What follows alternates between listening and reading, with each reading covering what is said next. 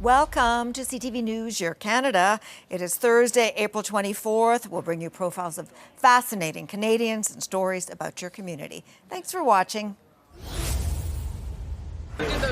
With the federal election just days away, this group of SAIT students came up with an app called Neutral Ground to help young voters. We found while doing research for this project that 30% of young Canadians are less likely to vote than their senior counterparts, and that's a huge number. So we found it was super important to kind of dive into the information and provide it in a non-biased, informational, and easy-to-consume way. This is one of 200 projects that are featured at the one-day Tech CapCon 2025.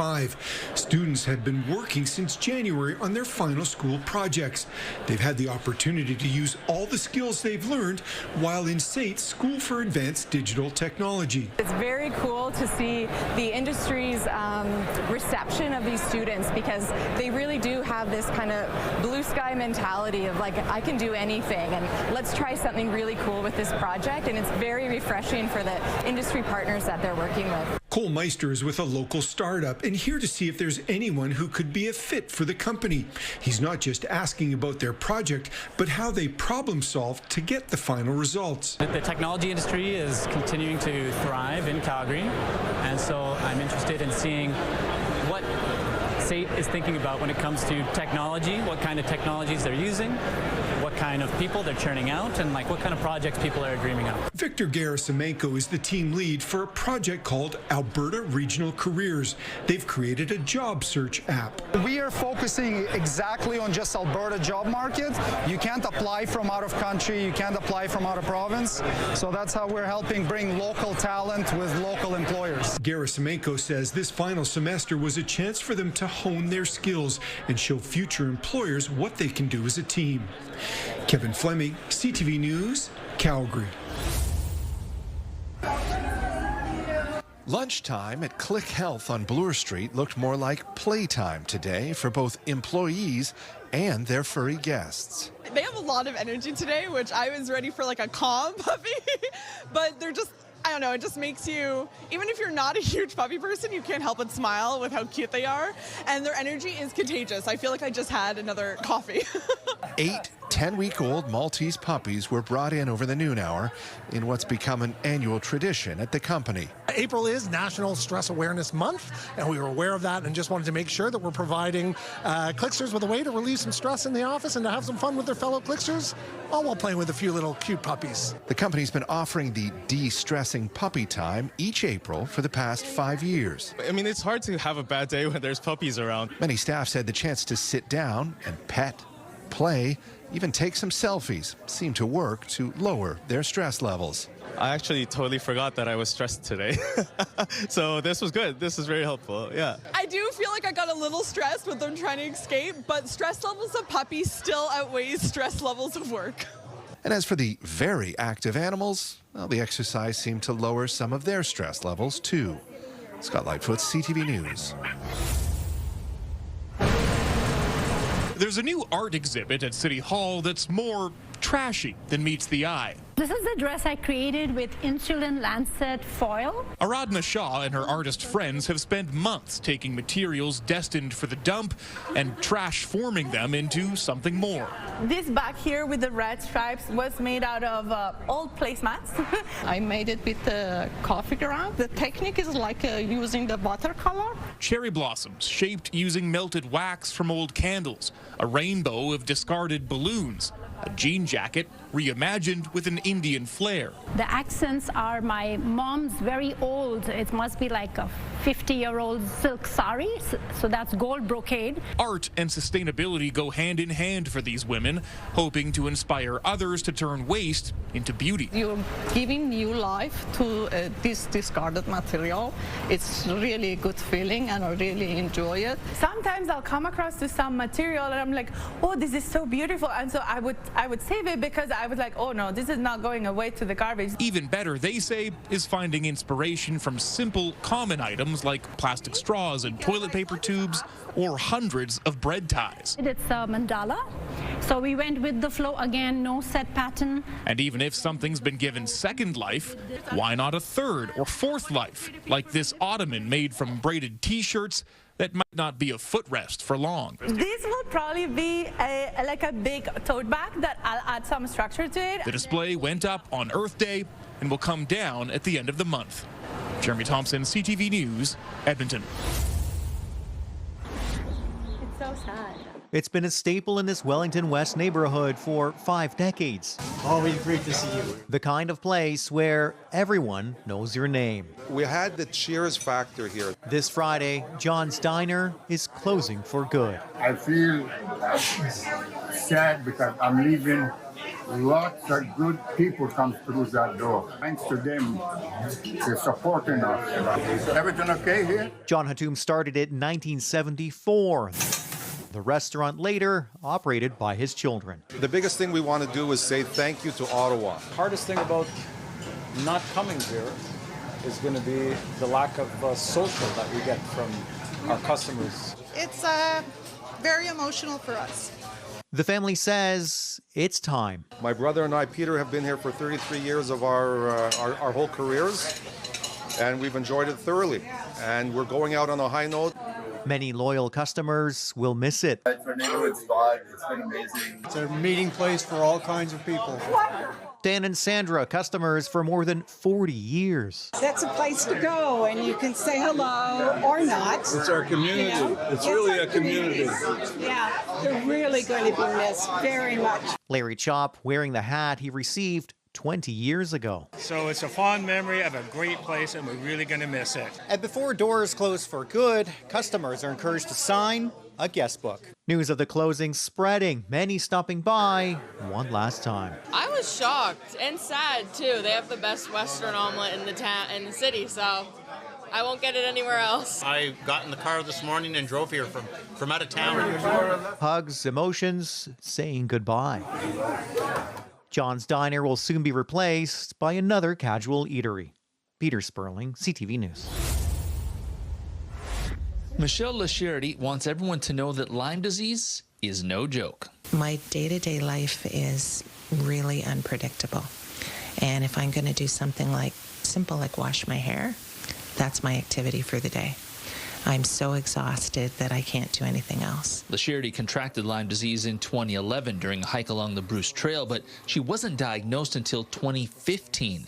She suffered from deep fatigue, chronic and intense pain with bouts of facial paralysis and hair loss ever since. When I got Lyme disease and it took so long to diagnose it, at that point it was already chronic.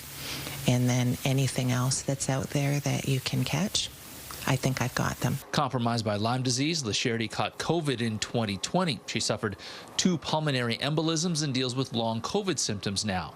In 2024, she was diagnosed with Forester's disease, which means her body overproduces calcium, causing painful bone spurs that pass into her nervous system and organs.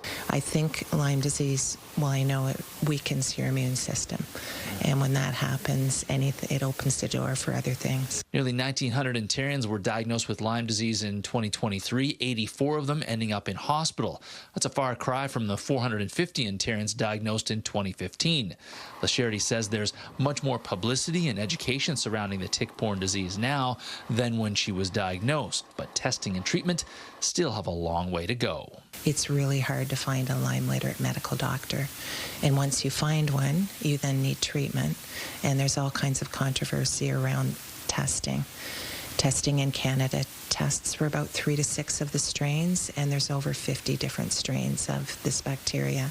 LaCharity recently spoke to the Probus Club of Grand Bend about her Lyme disease journey and how it's dramatically changed her life. She says she doesn't want anyone else to end up like her. Her life changed forever by one tick's bite. There are thousands and thousands of people, I believe, in Canada who have chronic Lyme disease but don't know they have it because they haven't had a proper diagnosis. And that means that they suffer or maybe have been misdiagnosed. Near Grand Bend, Scott Miller, CTV News. St. Paul's Anglican Cathedral is well known for its annual strawberry sale. St. Paul's is known as the church that, oh, you are the people who sell the strawberries. This year, Trump tariffs created too much uncertainty to continue with a 35-year tradition of a spring strawberry sale. Number one, of course, being the tariffs, and what was it actually going to cost us. Instead, the church is switching to something Canadian, Okanagan jam. So our products come in these nice bags, and inside you will find jams from Summerland Sweets. This one is a pure apricot jam. We have blackcurrant, apricot, malapple, and strawberry rhubarb. The church isn't the only group turning to Canadian product. CUPE sourced Saskatchewan-made harvest wieners for a barbecue and rally at the Legislative Building. We have made a point to ensure that we are using locally sourced products for our barbecues. It was noted earlier that our barbecues are frequently featuring the Harvest brand, making sure that we are buying local and making sure that we're getting good quality food for everybody that we're serving today. The folks at St. Paul's Cathedral don't know if they will ever go back to selling U.S. strawberries. They say the tariff dispute has everyone thinking about purchasing more Canadian products, and they expect that will continue even if the dispute is settled. Wayne Mantika, CTV News, Regina. A bunch of calls this week, Zoom calls, phone calls. The wait is nearly over for Taylor Elgersma, the London, Ontario native, hoping to hear his name called during this week's NFL draft. Super excited. I mean, obviously, it's been a long journey and an exciting process, but I think that, it's pretty exciting that, no matter what, I'll be starting a new chapter here in a couple of days. Very rarely are we tuning in thinking one of our very own Golden Hawks is going to hear their name called. So we're super proud of Taylor. Elgersma was named the most outstanding football player in youth sports this past season and led the Golden Hawks to the national championship game. His performance caught the attention of NFL scouts and earned him a spot in several NCAA showcases this year. Fald says because Elgersma plays here in Canada, NFL scouts haven't had much of an opportunity to see him in action. But after he participated in the Senior Bowl, Fald says he started receiving calls from NFL teams. It was pretty accelerated. As soon as he got announced to the Senior Bowl, at least 20 NFL teams had reached out within a 48-hour period. Since then, he's at a pro day at the University of Buffalo and a pre-draft visit with the Green Bay Packers. Elgersma isn't picky on what team, he just wants to play at the next level. The big thing for me is getting in the building, and whether that comes through draft or free agency, I just, you got to go win a job at the end of the day. 257 picks will be made over the 3-day NFL draft, and Elgersma will be watching. I'm going to be here in Waterloo with some family, with the roommates who have been with me for a long time. Fald says contacts in the NFL tell him Elgersma is more likely to be drafted on the 3rd day, but he's confident he'll turn pro. Hearing his name called in the 6th or 7th round would be outstanding, but even if not, I think it's safe to say a team will sign him shortly after. But hearing your name called is something that can happen just once in your lifetime. Even so, Elgersma is also amongst the top-ranked players for the CFL draft next week. Football's football, and I can play football, and so that's what my mindset's been and what my mindset's going to continue to be. The NFL draft kicks off tomorrow and runs through Saturday. Colton Ween, CTV News, Waterloo. 17-year-old Yassim Elbena says without Boulot Vert, he would have been probably lost. He says he wasn't doing well in school and dropped out. So for the last 4 months, he's been working here, building furniture. It's a new experience. The organization helps vulnerable youth get back on their feet by offering temporary employment while teaching lifelong skills. But at the end of June, the Woodshop is closing. According to Quebec's Ministry of Employment, funding cuts from the federal government means the province can no longer provide financial assistance for 13 employment services, including this one. Because we don't think it's an investment. Cutting $1 million, but by cutting $1 million, they're losing another $1 million that we auto-generate. For Executive Director Jean-François Lapointe, it's a move that doesn't make sense. According to him, the program is successful, helping youth while growing sales. Losing 50% of our budget, we won't be able to function. For former employee Audrey Julienne, the program gave her a sense of direction. Without them, I wouldn't be where I am right now. I have a stable job. I have an apartment and I can like rely on myself, you know. I have more self-confidence. In the coming months, Lapointe says he will do what he can to make sure the program stays open by lobbying for continued funding. Albena says he doesn't want to see this place closed down. I feel kind of disappointed because it helps a lot of people. It helped me. A service that not only provides employment, but offers second chances. Sweeta Rassi, CTV News.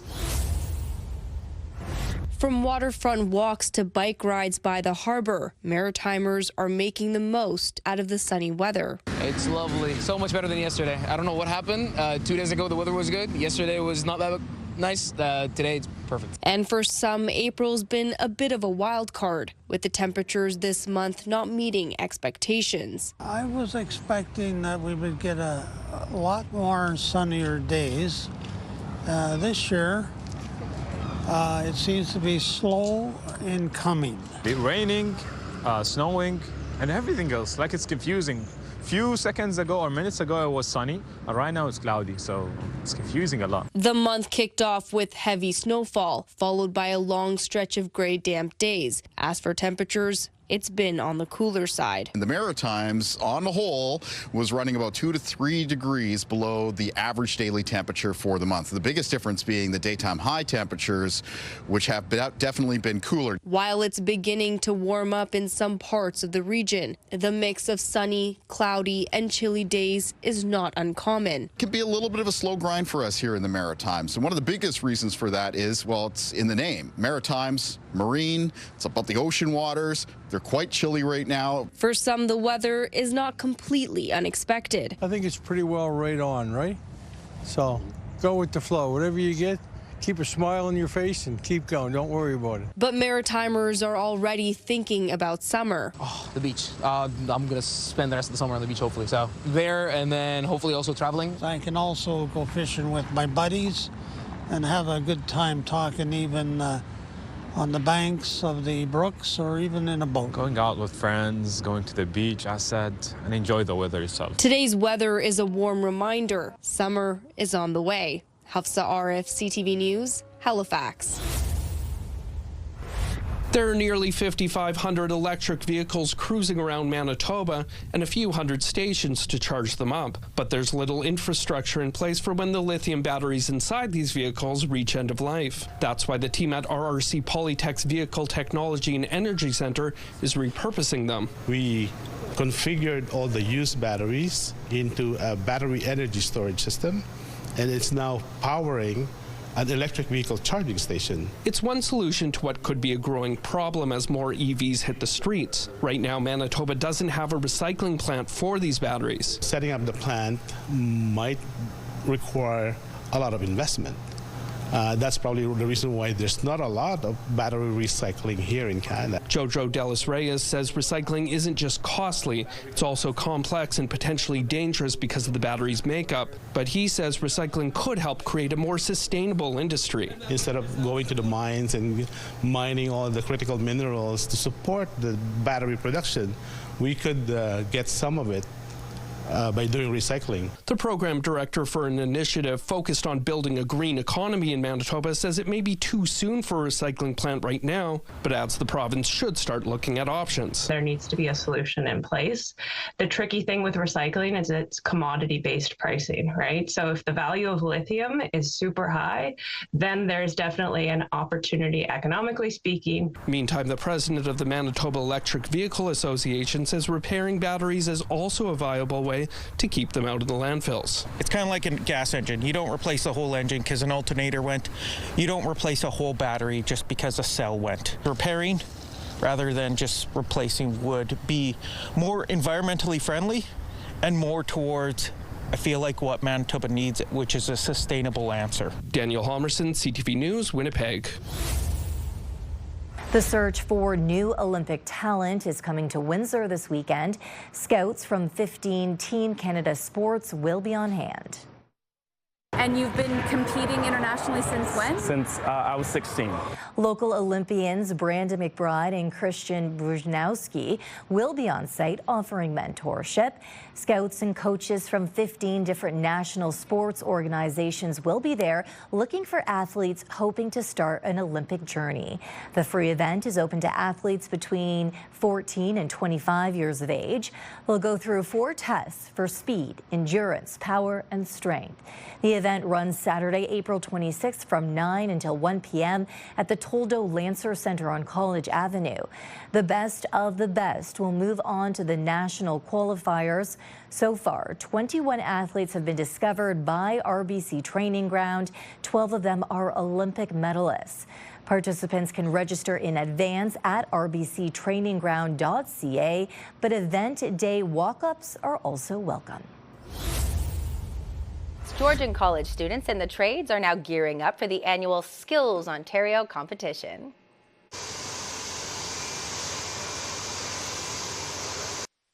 The college has a long history of success at the competition, which features challenges for all trades, from hairstyling to mechatronics. One of the goals of the competition is to be comfortable showcasing skills in front of a large audience, and students participating say they're looking forward to that experience. Doing this competition right now will just give me the confidence, and hopefully I'll be able to just find my ground as a hairdresser after this. I tried to do it last year, but I lost the internal competition. So I really just want to see how well I'm really good at programming as well compared to other schools, and just honestly learn more. The annual skills competition takes place on May 5th in Toronto. Well, it's not unusual for Ivor Benson and his dad Dylan to spend time together in nature. What happened earlier today was... I pet the bumblebee today. How did that happen? It just flew on my finger. But instead of shaking it off in fear, Ivor says he gently pet it with kindness. It's soft. It's one of those small moments that Dylan has learned to cherish in a big way. That time isn't promised, and I know that too well, unfortunately. You see, when Dylan's wife Robin was 5 months pregnant, she suffered a rare aneurysm that left her brain dead. She was kept on life support until baby Ivor was born, and hours after welcoming his son, Dylan was saying goodbye to his wife. I contemplated giving up because things were just too hard. But I always knew that he would be here counting on me every day, so I just had to keep going. And the single father found solace and strength through spending time in nature with his young son. And it wholeheartedly, it changed and saved my life. And after a decade of embarking on adventures together, Ivor made a list of his happiest memories with his dad. It feels awesome. Which inspired Dylan, who'd never written a book before, to self-publish a story titled, I Knew I Loved You from Day One. Chasing waterfalls with mist in the air, nature's beauty surrounds us everywhere. The first page includes a picture saying, You are my sunshine, that Robin had planned to decorate Ivor's room with. And I got that tattooed on my arm on what would have been Robin and I's first wedding anniversary. Well, Robin is also honored through illustrations of robin birds in the book. Dylan hopes this story of a father and son connecting during their first decade together proves inspiring for all parents. That time is really fleeting. This is the time when you can get out and build core memories. Really take advantage of it while they still want to go and do those things with you. And maybe, Ivor suggests, one might make those memories even more meaningful by sharing his favorite pizza after. Pepperoni. But seeing as that didn't make the book, Dylan and Ivor can now start making a new list. Eating pizza and petting bumblebees. A solid start to this dynamic duo's next chapter. Adam Sawatsky, CTV News, Nanaimo.